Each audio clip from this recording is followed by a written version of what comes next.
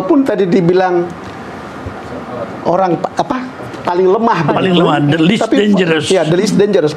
Tetapi kelihatannya publik kemudian ada di belakang mereka. Apa penjelasan tentang itu, Prof?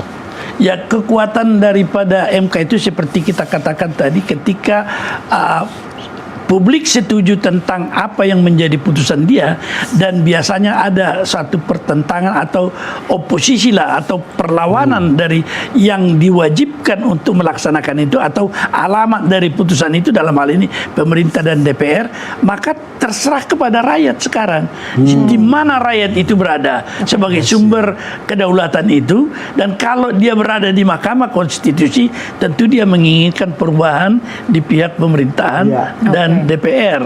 Tetapi kalau rakyat tidak berada di posisi MK seperti pengalaman Thailand, tetapi berada di dalam kekuasaan, dia melakukan membubarkan Mahkamah Konstitusi. Prof Maru, tapi kalau boleh kasih contoh, kalau kejadian ini pernah terjadi di negara lain, siapa yang menang?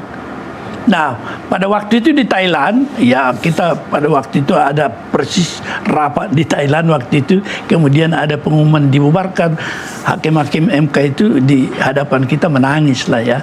Tetapi sementara kelihatan sepertinya junta militer seperti menang, tetapi rakyat kemudian tidak menginginkan itu.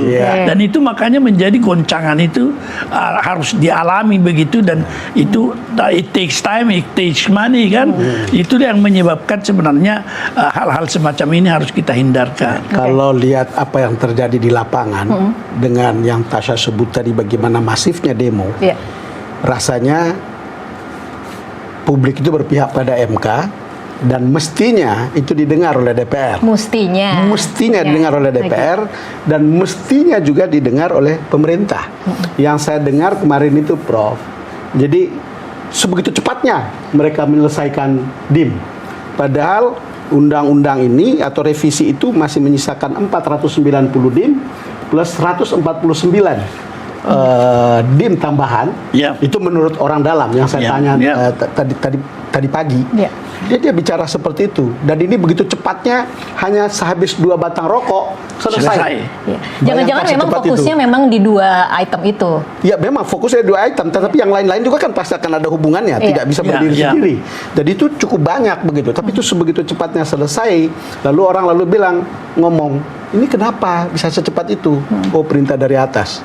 Perintah dari atas itu apa? Kami tidak bisa buat apa-apa, Bang, kata teman ini mengutip anggota DPR. Ini perintah dari Pak Ketua. Pak Ketua katanya dapat perintah dari istana untuk itu mempercepat begitu, sehingga terkejar untuk perubahan